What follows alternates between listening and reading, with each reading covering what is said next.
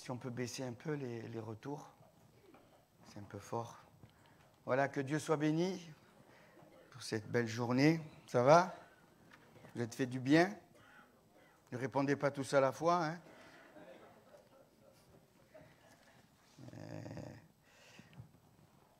Voilà, je voudrais donner une suite un petit peu aux deux messages que j'ai apportés les deux dernières fois. Ça a été un suivi. Je ne sais pas si vous vous rappelez du texte de base. C'est dans Matthieu, chapitre 7, verset 24. Et Jésus dit ceci: « Quiconque entend ces paroles que je dis et les met en pratique, il sera semblable à un homme prudent qui a bâti sa maison sur le roc. » Ça a été le verset de base. Et il y a eu un suivi, pour ceux qui suivent un petit peu les cultes. Il y a eu un suivi. Et la phrase qui m'avait interpellé, c'est quand Jésus dit « ces paroles que je dis ». Et on avait vu les paroles que le Seigneur avait mentionnées à partir du chapitre 5 jusqu'au chapitre 7. Et ça commençait donc cet enseignement sur la montagne qu'on a appelé le sermon sur la montagne. Et il y a 3 chapitres complets, on avait vu ces 3 chapitres où Jésus donnait un enseignement. Et dans ma lecture quotidienne, je me suis rendu compte d'abord qu'il y avait beaucoup de passages où Jésus montait sur la montagne. Ça sera peut-être pour le prochain message. Et à chaque fois que Jésus montait sur la montagne, les décisions étaient importantes. Relisez un petit peu les évangiles, les 4 évangiles, et vous verrez. Et je me suis arrêté sur un autre texte où Jésus va encore enseigner. On va garder ce verset de base. Et après, on va voir l'autre enseignement que Jésus a apporté sur une montagne. C'est pourquoi quiconque entend ces paroles que je dis, les met en pratique, sera semblable à un homme prudent qui a bâti sa maison sur le roc. Donc il est question là d'entendre, il est question de pratiquer, il est question d'être prudent et il est question de bâtir sur le roc. Le roc, on avait vu que c'était Jésus. On va lire un autre texte où Jésus donne un enseignement sur la montagne. Ce texte, il se trouve dans l'évangile de Matthieu encore, hein, Matthieu chapitre 24. Alors, on va essayer de parcourir Matthieu 24 et Matthieu 25, parce que ces 2 chapitres sont liés, vous le savez, on l'a entendu des dizaines et des dizaines de fois. Matthieu 24 et Matthieu 25, c'est le... Voilà. Merci, pasteur. Heureusement qu'il y a le pasteur, hein. C'est le retour de Jésus, Matthieu 24 et Matthieu 25, hein. Donc là, c'est la même chose, la même attitude. Jésus monte sur la montagne et il apporte cet enseignement. On va dire peut-être les 3 premiers versets. On va s'y arrêter ensuite dans la suite des versets, mais on va quand même donner une introduction avec le verset 1er. Matthieu 24, verset 1er. Vous y êtes. Comme Jésus s'en allait aux sorties du temple, ses disciples s'approchèrent pour lui faire remarquer les constructions. Mais il leur dit, voyez-vous tout cela, je vous le dis en vérité, il ne restera pas ici pierre sur pierre qui ne soit renversée. Il s'assit, voilà, on retrouve un peu cette même façon d'enseigner. Il s'assit sur la montagne des Oliviers, et là ça nous parle déjà, hein.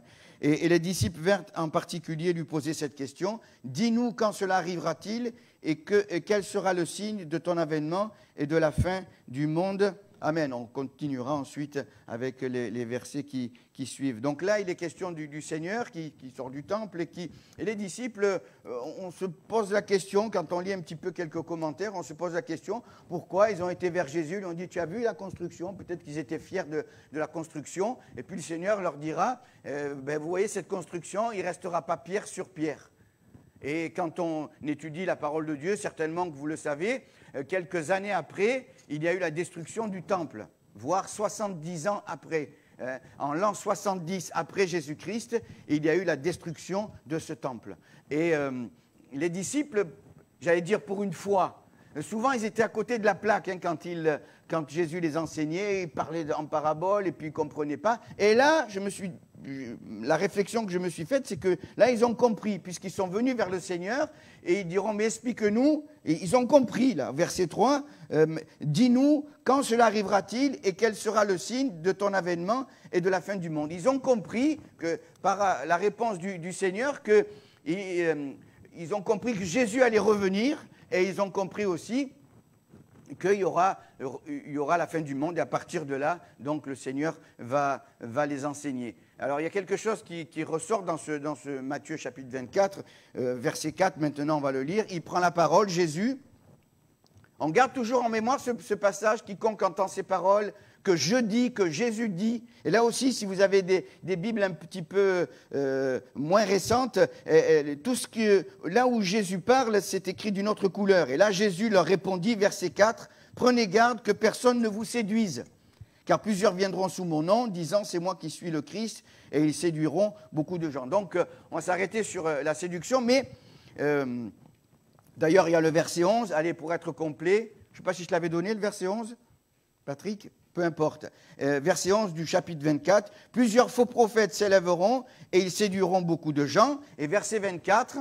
« Car il s'élèvera de faux Christ et de faux prophètes et ils feront de grands prodiges et des miracles au point de séduire, s'il était possible, même les élus. » Donc ce mot de séduction revient à plusieurs reprises. On va s'y arrêter dans quelques instants. Je me suis fait la remarque dans le verset 4 où quand Jésus prend la parole, et Jésus leur répondit « Prenez garde que personne ne vous séduise. » Et Jésus ne leur donne pas de date.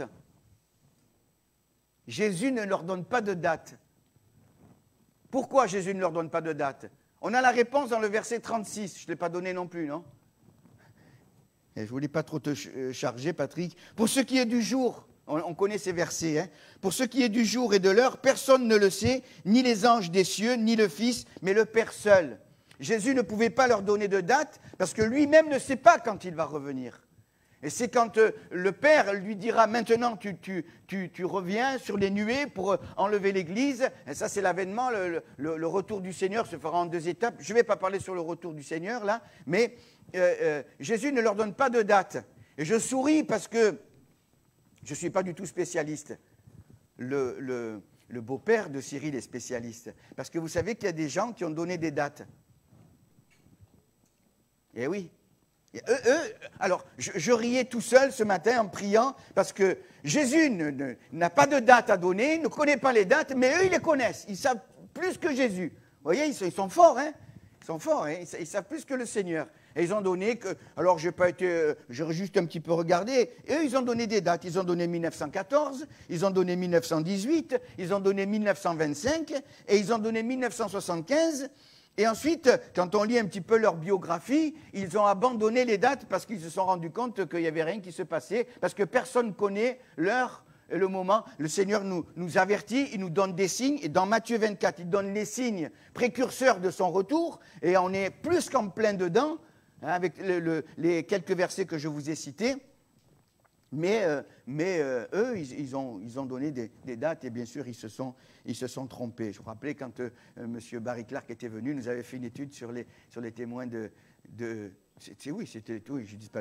sur les témoins de Jéhovah et eux, ils avaient donné des dates. Mais même pas le Seigneur, parce que pour ce qui est du jour et de l'heure, personne ne le sait, hein, ni les anges des cieux, ni le Fils, mais le Père seul. C'est dans le verset 36. Donc Jésus ne donne pas de date, mais il leur donne le premier signe. Et pour moi, c'est un signe très important. J'ai souligné verset 4, verset 5, verset 11 et verset 24, où il est question de séduction. Et quand Jésus parle de séduction dans ces versets, la synthèse qu'on peut faire de ces 4 versets, où il est question de la séduction, c'est qu'il assimile la séduction aux faux prophètes. Je ne sais pas si vous étiez là mercredi, pour ceux qui étaient là, notre frère, je vais les citer, je vais reciter un petit peu les mêmes versets. Je me disais, il est en train de me prendre mes versets, les versets. Et il assimile donc la séduction aux fausses prophéties, aux faux prophètes. Puisqu'à chaque fois, il est question de faux Christ, etc., etc. Et on le retrouve. Et je pensais à ce verset, d'ailleurs, qui a été cité mercredi, déjà dans la version seconde, dans 2 Timothée, chapitre 4, versets 2 à 4. On connaît ces versets par cœur. Hein. Paul dit à Timothée, prêche la parole, insiste en toute occasion, favorable ou non, reprend, censure, exhorte avec douceur et en instruisant, car il viendra, la suite, car il viendra un temps où les hommes ne supporteront pas la saine doctrine, mais ayant la démangeaison d'entendre des choses agréables, ils se donneront à une foule de docteurs. Et là, il fait allusion, bien sûr, à toutes ces ces personnes qui se proclament, qui s'autoproclament docteurs, une foule de docteurs selon leurs propres désirs, détourneront l'oreille de la vérité, se tourneront vers les fables. Ensuite, il dit, mais toi, sois sobre, fais l'œuvre d'un évangéliste, etc., etc. Et j'ai relevé, et vraiment, c'est vraiment un signe du retour de Jésus. Dans deux autres versions que j'ai données aux frères. La première, c'est la version, la Bible du semeur. Et alors là, proclame la parole, insiste en toute occasion, favorable ou non, convainc, réprimande, encourage. Passe-le, celui-là, le verset 3, voilà. Car le temps viendra où les hommes ne voudront plus rien savoir de l'enseignement authentique. Au gré de leurs propres désirs, ils se choisiront une foule de maîtres à qui ils ne demanderont que de leur caresser agréablement les oreilles. Caresser. Et c'est vraiment ça aujourd'hui. Les fausses prophéties, c'est les caresser dans le sens du poil. Paul dit, prêche la parole, reprend, censure, exhorte. Ah, on n'aime pas trop ça des fois. On aime être caressé, mais Paul dit, mais c'est pas ça. Il dit, ils se choisiront une foule de maîtres à qui ils ne demanderont que de leur caresser agréablement les oreilles. Continue, s'il te plaît. Ils détourneront l'oreille de la vérité pour écouter les récits de pure invention. Ça, c'est la Bible du semeur. Le français courant. C'est sûr que si on veut être ami avec tout le monde, on vous caresse dans le sens du poil, on sera les meilleurs. Et on fera ça le comble. Mais c'est pas ça, hein. C'est pas ça l'évangile. C'est pas ça la bonne nouvelle, hein. Ça ne veut pas dire qu'on va faire du mal avec la parole et on va taper sur tout le monde, c'est pas ça. Regardez ce que dit donc Paul, mais dans la version français courant. Car le temps viendra où les gens ne voudront plus écouter le véritable enseignement, mais ils suivront leurs propres désirs et s'entoureront d'une foule de maîtres qui leur diront ce qu'ils aiment entendre. Et quand on étudie l'Ancien Testament et les fausses prophéties, les faux prophètes, c'est ce qu'ils faisaient. Ils disaient ce que le peuple voulait entendre. Et quand il y avait un prophète comme Jérémie ou d'autres prophètes qui, eux, ils étaient complètement à contre-courant. Et bien sûr, ils étaient mal vus, ils étaient pointés du doigt, on les persécutait. Pourquoi? Parce qu'ils disaient les paroles qu'il fallait qu'ils entendent et que Dieu leur disait de dire. Hein? Tu continues, s'il te plaît, le verset. Ils fermeront leurs oreilles à la vérité pour se tourner vers des légendes. Mais toi, fais l'œuvre d'un évangéliste, etc., etc. Et c'est exactement ça. Hein? C'est exactement ce qui se passe au jour d'aujourd'hui. C'est comme des vagues. Ou des nouvelles vagues. Elles sont tellement grandes, ces vagues ou ces nouvelles vagues, qu'elles sont extravagantes. C'est terrible, ça. C'est terrible. Hein? On caresse dans le sens, hein? Les oreilles, elles aiment bien entendre, mais Paul dit, mais c'est pas ça l'évangile. C'est pas ça. Et le Seigneur prévient que dans la fin des temps, Jésus revient là. Il est plus que revenu, il est à la porte là. Si je pouvais entendre un cri de Amen là, mais non, moi je veux rester là encore, j'ai ma piscine, j'ai mon bateau, j'ai mon vélo. Hein? Que Dieu soit béni pour son retour. Amen. Amen. Et il parle donc de cette séduction. Alors j'ai relevé comme ça quelques exemples. Il assimile les fausses prophéties, même à tout ce qui occulte le Seigneur. Acte chapitre 8, avec l'histoire de Simon le magicien. La Bible dit qu'il se donnait pour un personnage important. Et il provoquait l'étonnement de toute la Samarie, et du plus petit jusqu'au plus grand. Le texte nous dit qu'ils étaient là, et il disait même, quand on lit les textes, relisez Acte 8, il disait même que cette puissance, c'est la puissance qu'on appelle la grande. Il se donnait pour un personnage. Et au jour d'aujourd'hui, c'est ça. On s'autoproclame. Moi, je pars en guerre contre ces gens-là. Hein, parce que ce sont des faux prophètes. Ce sont des faux prophètes. Des gens qui qui détournent les gens et qui font n'importe quoi. Et comme le monde a besoin de nouveautés, eh bien on court derrière cela.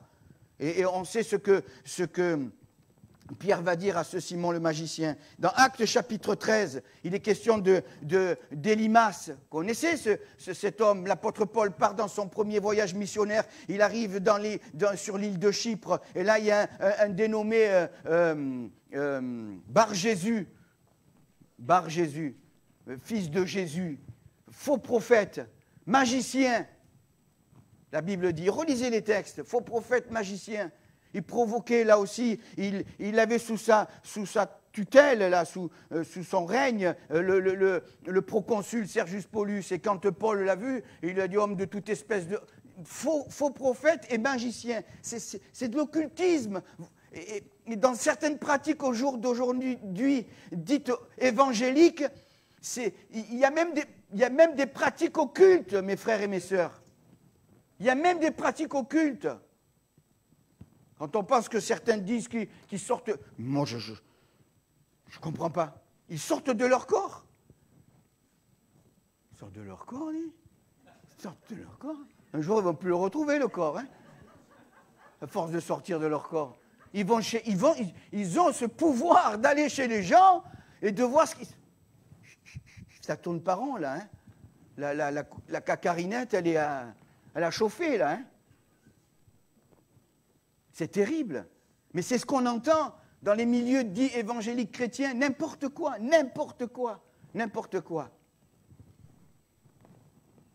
Je pense à certains frères qui ne sont plus parmi nous des pasteurs. Ils doivent se retourner dans leur tombe quand ils doivent entendre ces choses. C'est terrible. Et ce Élymas, c'est le faux prophète, eh bien, Paul l'a frappé d'aveuglement, on sait ce qui s'est passé. Je pensais aussi et ça je tiens à le souligner, dans le livre de l'Exode, avec les 3 premières plaies. Vous vous rappelez, il y a eu les 10 plaies, les 3 premières plaies. Vous vous rappelez de la première plaie? Exode chapitre 8. Vous êtes là? Allez, parlez à travers le masque. C'est quoi la première plaie? C'est une plaie, hein? Comment? Non, les sauterelles, elles viennent bien après. Hein. Ah oui, non plus, c'est pas les grenouilles. C'est le sang. Quand Moïse frappe toutes les eaux, et les eaux sont changées en sang. Et qu'est-ce qui s'est passé? Les magiciens sont venus et ils ont fait la même chose. Ensuite, il y a eu des grenouilles. Moïse a fait venir des nuages de grenouilles. Et les magiciens ont fait la même chose. Et là, c'est au bout du 3e. Là aussi, hein, là, au bout du 3e, il a frappé la poussière et qu'est-ce qu'il y a eu? Les poux. Bon, non, moi je risque rien, hein, ils ne peuvent plus s'accrocher. Je fais tout pour pas qu'ils s'accrochent. Hein? Mais, et là, quand ils ont... Alors après, je m'imagine, c'est un petit peu enfantin, moi. Hein, eux aussi, ils avaient leur bâton, ils devaient frapper la poussière pour voir s'il y avait des poux, mais il n'y a rien qui est sorti. Hein, il n'y a pas un pou qui est sorti. Et là, qu'est-ce qu'ils ont dit? C'est le doigt de Dieu. Ce n'est pas la main de Dieu, c'est le doigt de Dieu. Vous savez, la main de Dieu, c'était Maradona. Mais le doigt de Dieu. Ça veut dire quoi? Là, il y a un enseignement à tirer. Ça veut dire que le diable est limité. Et je tiens à le dire, ça fait partie de l'enseignement, mes frères et mes sœurs. Le diable n'est pas omniprésent. Est-ce que c'est clair? Le diable n'est pas omniprésent. Vous savez pourquoi il n'est pas omniprésent? Parce qu'il a été créé. Il n'est pas omniprésent, le diable. Des fois, on voit le diable partout. Non. Le diable n'est pas omniprésent. Il a ces ordres-là de démons, mais il n'est pas omniprésent. Le diable n'est pas partout. Celui qui est omniprésent, omniscient et omnipotent, c'est le Seigneur, uniquement le Seigneur. Amen. Par le Saint-Esprit, gloire à Dieu. Et le Seigneur est au milieu de nous, là. Il est au milieu de nous, mes frères et mes sœurs. Lui, il sait tout. Lui, il sait tout. Lui, il connaît tout. Lui, il voit tout. Amen. Que Dieu soit béni. C'était important à souligner. Acte chapitre 20, verset 28. Je ne sais pas si je te l'ai donné, mais je vais le lire. Acte 20, 28. L'apôtre Paul prévient. Il prévient. Il dit ceci. Tu l'as mis? Voilà, c'est bien. Prenez donc garde à vous-même et à tout le troupeau sur lequel le Saint-Esprit vous a établi évêque pour paître l'Église du Seigneur, qu'il s'est acquise par son propre sang. 29. 29. Je sais qu'il s'introduira parmi vous, après mon départ, des loups cruels qui n'épargneront pas le troupeau, et qui s'élèvera du milieu de vous des hommes qui enseigneront des choses pernicieuses pour entraîner les disciples après eux. Mais on est en plein dedans, là. On est en plein dedans, mes frères et mes sœurs. Ce n'est pas le monde des bisounours, hein. Mais il y en a qui sont comme ça, il y a des loups ravisseurs qui veulent faire du mal à l'Église, au corps de Christ, à l'Église universelle, à l'Église locale. C'est terrible ça, c'est terrible. Hein, que Dieu nous donne toujours sa pensée. Et je me suis souvenu de ces deux personnages dans Actes chapitre 5, verset 33, Teudas et Judas. Peut-être que ce ne sont pas des textes qu'on souligne souvent. Verset 34. Et là, Gamaliel, c'est celui qui a été le formateur de Saul de Tarse, de l'apôtre Paul. Mais un pharisien, et là, il ne s'est pas trompé, là. Mais un pharisien nommé Gamaliel, docteur de la loi estimé de tout le peuple, se leva dans le Sanhédrin et ordonna de faire sortir un instant les apôtres. Ils avaient été arrêtés. Puis il leur dit, hommes israélites, prenez garde à ce que vous allez faire à l'égard de ces gens, car il n'y a pas longtemps que parut Teudas, qui se donnait pour quelqu'un, et auquel se rallièrent environ 400 hommes, et il fut tué, et tous ceux qui l'avaient suivi furent mis en déroute et réduits à rien. Je me dis, mais c'est ce qui se passe au jour d'aujourd'hui. C'est ce qui se passe. Hein. Il se donnait pour quelqu'un, alors il avait un auditoire de 400, sans compter les dames et les enfants, etc. Mais qu'est-ce qu'il est resté? Rien du tout. Rien du tout. Il a été tué, et tous ceux qui l'avaient suivi furent mis en déroute et réduits. Ça, c'est pour Teudas. Ensuite, il donne un autre exemple, ce Gamaliel. Après parut Judas le Galiléen, à l'époque du recensement, il attira du monde. Ce sont des phrases importantes, ça. Il attira du monde à son parti. Il périt aussi, et tous ceux qui l'avaient suivi furent dispersés. Et au jour d'aujourd'hui, c'est ce qui se passe avec tous ces faux docteurs, toutes ces personnes qui se proclament, s'autoproclament docteurs de ceci, prophètes de ceci, etc., etc. Que Dieu nous garde, que Dieu nous garde. Donc là, il est question de tout ce qui est faux. Et la séduction, je me suis rendu compte, je pense que vous l'avez peut-être compris vous aussi, que ce qui a fait chuter l'homme, c'est quoi? C'est quoi qui a fait chuter l'homme? La séduction. L'homme et la femme. C'est la séduction. Genèse chapitre 3, verset 13, quand Dieu va s'adresser à la femme, elle dira « Le serpent m'a séduite ». La séduction, et quand on regarde ce mot de séduire, de séduction, tout au long de la parole, et alors le livre de l'Apocalypse, il en est plein aussi de passages où il est question de séduction. Le serpent m'a séduite. J'en ai mangé et j'en ai donné à mon mari, comme ça, voilà. Hein. On est tous les deux. Mais c'est la séduction, c'est la séduction. Et la parole de Dieu parle de la séduction. Depuis le début, ce qui a fait chuter l'homme et la femme, c'est la séduction. Je pensais à ce texte dans Matthieu chapitre 13, on connaît cette parabole, la parabole des terrains. Ce n'est pas la parabole des semences, parce que la semence, c'est la même. Celle qui est tombée le long du chemin, celle qui est tombée dans les pierres, celle qui est tombée dans les épines et celle qui est tombée dans la bonne terre, c'est la même semence. Seulement, elle n'est pas tombée dans le même terrain. Et on connaît, Jésus donne cet enseignement. Et celle qui est tombée le long du chemin, les oiseaux du ciel sont venus. Il dit que c'est le diable qui enlève la semence. D'où l'importance d'être enraciné. Ensuite, le deuxième, c'est la semence qui tombe dans les pierres. Faute de racines, le soleil est sèche. Et ça, ce sont ceux qui reçoivent la parole de Dieu avec joie. Et je peux vous dire, avec le peu d'expérience que j'ai, que beaucoup ont reçu la parole de Dieu avec joie.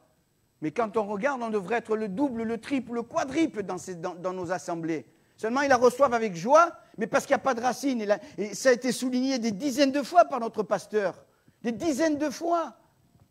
Si on n'est pas enraciné, mais dès qu'il y aura une épreuve, une tribulation, hop, on va sécher. Et puis la troisième, justement, il est question de la séduction. La semence qui tombe dans les épines, elle va l'étouffer. Et Jésus dit que ce sont la séduction des richesses. La pas du gain, j'en ai parlé l'autre jour encore. La séduction des richesses. Toujours. C'est ça, c'est le nerf de la guerre, c'est toujours. Je le disais l'autre jour encore, on n'emportera rien. Hein. Non, pas une dent en or, rien. Vous pouvez mettre tout ce que vous voulez, et rien du tout, on emportera. Et il faut être conscient de cela. Hein. On est passé par une semaine difficile à l'Assemblée avec le départ de notre frère, mais ça nous montre qu'on est rien. Qu'est-ce qu'on est? On n'est rien du tout. Ce soir, tu te couches, demain, tu ne te lèves pas. Et on va manger quoi? On va manger le monde? On ne mange rien du tout, on mange. On se met à table et c'est déjà pas mal. 1 Timothée, chapitre 4, verset 1. Je te l'avais donné, celui-là, s'il te plaît, Patrick. Vous savez, je dis avec un peu d'humour, mais je suis profondément touché dans mon cœur parce que je sais ce qui se passe dans le monde évangélique. Et on est là pour vous prévenir, pour vous exhorter, pour vous encourager à ne pas tomber dans ces folies. 1 Timothée 4, 1. Mais l'Esprit dit expressément, dans les derniers temps, quelques-uns abandonneront la foi pour s'attacher à des esprits séducteurs et à des doctrines de démons. C'est tout lié. C'est tout lié. La suite, s'il te plaît, Patrick. Peut-être que je ne t'ai pas donné. Excuse-moi. Par l'hypocrisie de faux docteurs portant la marque de la flétrissure dans leur propre conscience. Je fais grâce. Ils prescrivent de ne pas se marier. Mais c'est ça. Mais on est en plein dedans. Ils prescrivent de ne pas se marier. Maintenant, on vit n'importe comment. C'est à celui qui a le plus de conquêtes ou à celle qui a le plus d'aventures. Mais c'est ça le monde d'aujourd'hui. Et ensuite, il dit de s'abstenir d'aliments. Alors, l'alimentation au jour d'aujourd'hui, oh là là. Alors, je riais tout seul encore. Alors que Paul dit de manger de tout ce qui se vend sur le marché. Mangez de tout ce qui se vend sur le marché. Amen. Une bonne tomate avec des anchois, pas de problème. Hein? Eh oui, quelqu'un aime, tiens. Gloire à Dieu. Hein? Quelques petits boudins antillais, Natalia. Bien relevé. Éphésiens chapitre 4, verset 14. Là aussi, ça aussi, j'ai mis sur mes notes que c'était important ce passage. Éphésiens 4, 14. Paul dit ceci.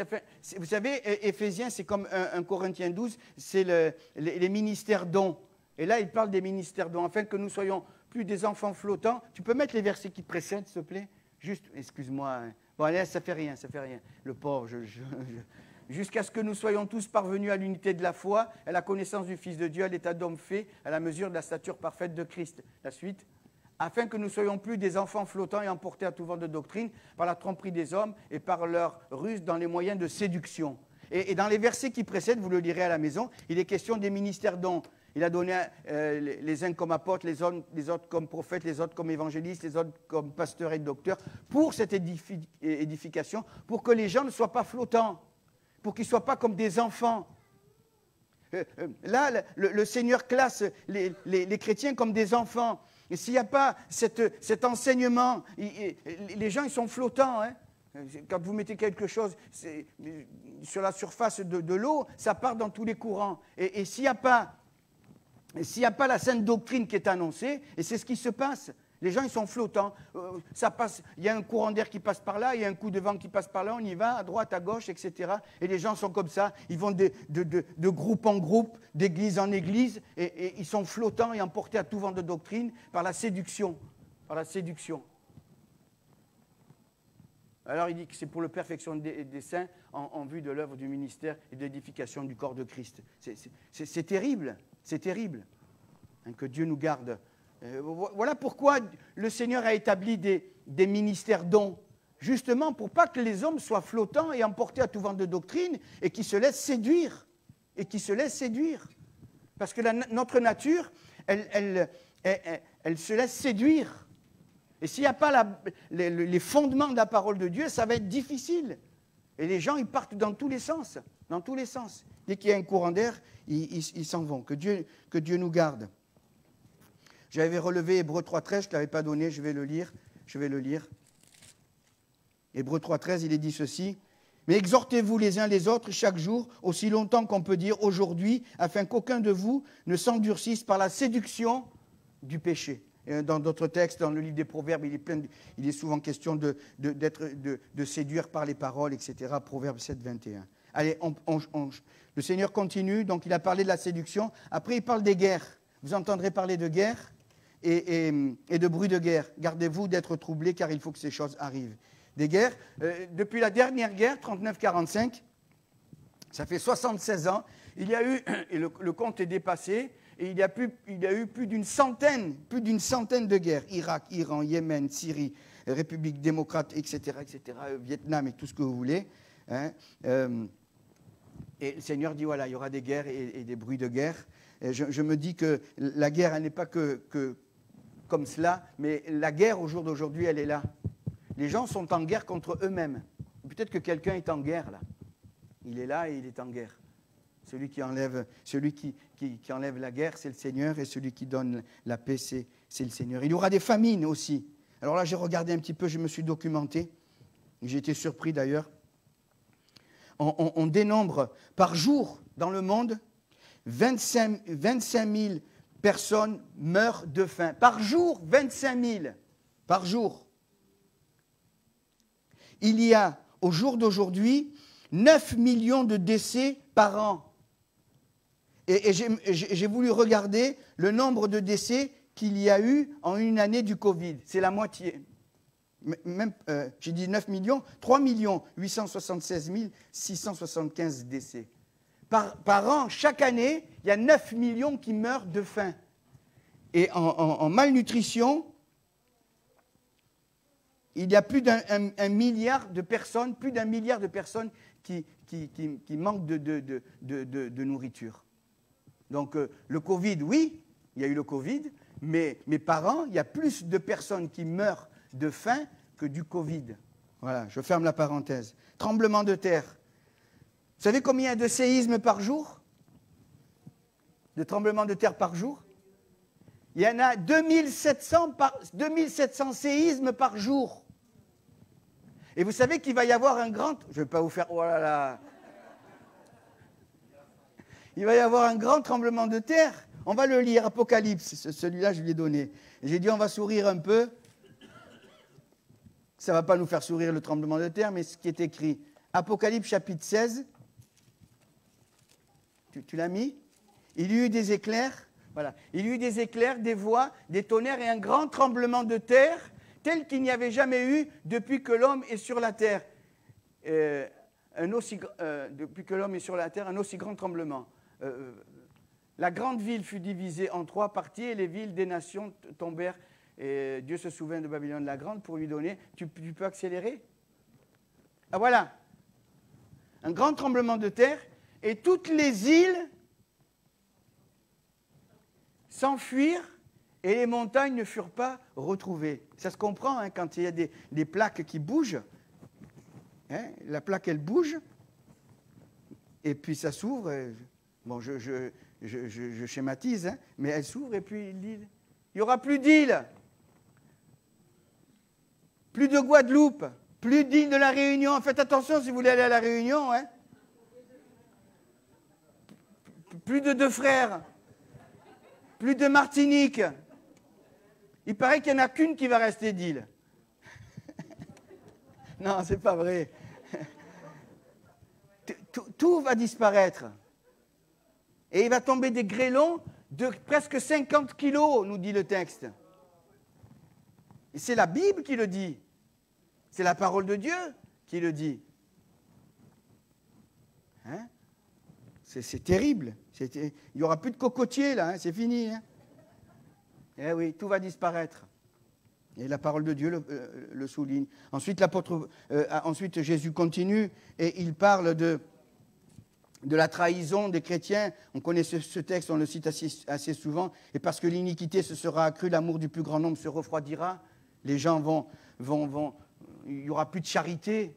Un refroidissement dans la charité, un égoïsme terrible. J'avais souligné la haine, l'égoïsme. Regardez dans Matthieu chapitre 10, verset 21.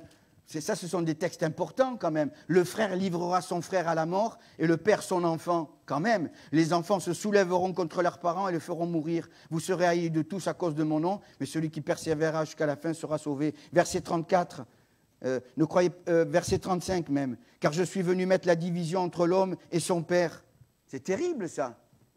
Entre la fille et sa mère. Bon là, ça se comprend entre la belle-fille et la belle-mère. Et l'homme aura pour ennemi les gens de sa maison, celui qui aime son père, etc. Et on voit qu'il y aura de la haine. C'est terrible. C'est terrible. Paul dit dans 2 Timothée 3,1 que dans les derniers temps, les hommes seront égoïstes, amis de l'argent. C'est l'égocentrisme. C'est d'abord moi et puis après les autres. Chapitre 15, verset 15 à verset 21, toujours de Matthieu 24, c'est la notion de ne pas regarder en arrière. Vous savez, là aussi, c'est notre... quelqu'un a dit, c'est une belle image, si on roule qu'avec le rétroviseur, toujours en regardant en arrière, non. Et c'est ce qui s'est passé. Le temps me manque pour vous citer les passages que celui qui est sur le toit ne prenne pas le temps de descendre, etc., qu'il ne se retourne pas, etc.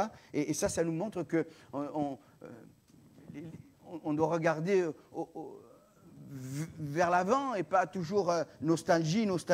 Hein. Jésus dit dans Luc 9, 62, « Celui qui met la main à la charrue et qui regarde en arrière n'est pas propre au royaume de Dieu. » Luc 17, il dira « Souvenez-vous de la femme de Lot. Celui qui voudra sauver sa vie la perdra, celui qui la perdra à cause de moi, il la retrouvera. » Vous savez ce qui s'est passé avec Madame Lot? Ça a été souligné dans la semaine. Elle était presque arrivée, presque sauvée. Est-ce que presque sauvé, c'est sauvé? On peut être presque sauvé et être perdu. Hein. Il ne lui manquait pas beaucoup, il manquait quelques mètres pour arriver jusqu'à... Hein, et puis elle s'est retournée, et le Seigneur dit, souvenez-vous de la femme de Lot. Et ça, c'est regarder toujours en arrière. Ésaïe 43, 18, je vais terminer. Ésaïe 43, 18 dit ceci.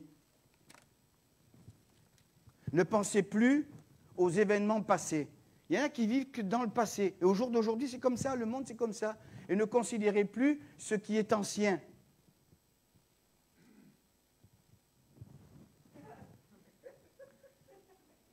La suite, s'il te plaît. Le pauvre Patrick. Voici, je vais faire une chose nouvelle. Amen. Je me suis souvenu de ce texte. Sur le point d'arriver, ne la connaîtrez-vous pas? Je mettrai un chemin dans le désert et des fleuves dans la solitude. Amen. Amen. Pensez plus aux événements passés.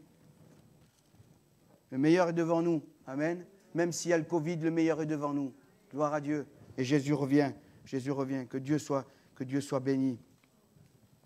Il parle aussi de cette parole prophétique au verset 32. Instruisez-vous par une comparaison tirée du figuier, dès que ses branches deviennent tendres et que les feuilles poussent, vous savez que l'été est proche. Ça, c'est la validation de l'État d'Israël. Le 14 mai 1948, Israël a été reconnu comme État. Et le Seigneur dit, mais quand vous allez voir le figuier reverdir, c'est que l'été est proche, c'est que je suis à la porte. Et ça date du 14 mai 1948. Israël reconnu. Vous savez qui était le premier président? Eh oui, David Ben Gourion. Hein, voilà, et il est dit ceci concernant le retour du Seigneur. Là aussi, versets 38 et 39 de ce passage, il est dit ceci, verset 39, « Ils ne se doutèrent de rien. » Il parle de Noé, il parle de Lot. Ils ne se doutèrent de rien. Et les gens se doutent de rien. Tout va bien dans le meilleur des mondes. Puis le chapitre 25, il est question de ces trois événements. Les 10 vierges, 5 sages et 5 folles, les talents, et puis le jugement des nations, les 10 vierges. Vous savez, ce qui les différencie, c'est que les sages, elles avaient des réserves, et les folles n'avaient pas de réserve. C'est important ça de faire des réserves. Hein? Dimanche 30 mai 2021, qu'est-ce qui a été dit?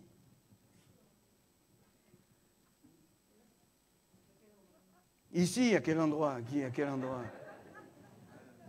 Prédication par notre pasteur. Faites des réserves. Il avait pris dimanche 30 mai.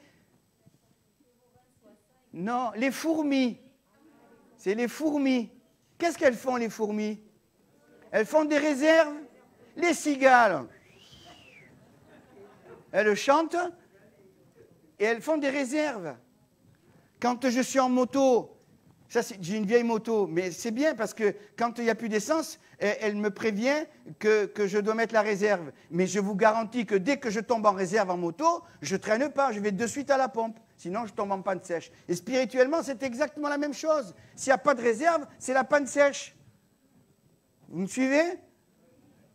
Et les vierges sages, elles avaient des réserves d'huile. Je vous fais grâce de toutes les symboliques de ce passage, mais quand même, elles ont fait des réserves. Tu n'as pas de réserve, tu tombes en panne, tu restes là sur le carreau. Hein.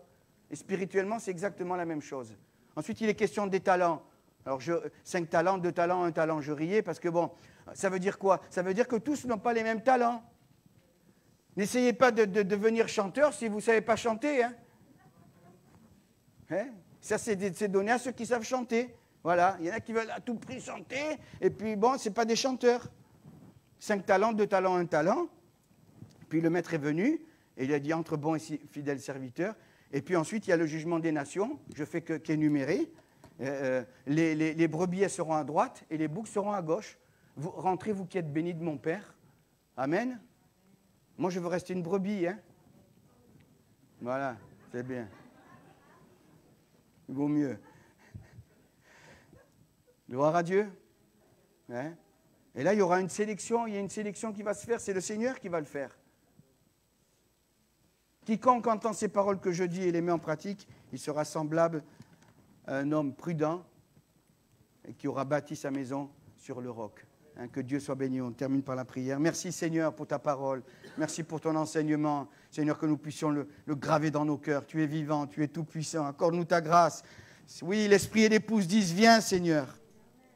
Que nous puissions entendre plus souvent, Seigneur, le dire et hâter ton retour, Seigneur. À toi toute la gloire. Sois béni, Seigneur. Merci pour ta parole. Garde-nous dans la sainte doctrine. Garde-nous de toutes ces faussetés, de tous ces mensonges, Seigneur. Garde ton peuple, Seigneur, de toute hérésie, Seigneur. Au nom de Jésus, merci pour la paix, la joie, pour la communion fraternelle, pour l'amour fraternel. Déverse-le dans nos cœurs et que toute la gloire t'en revienne. Amen.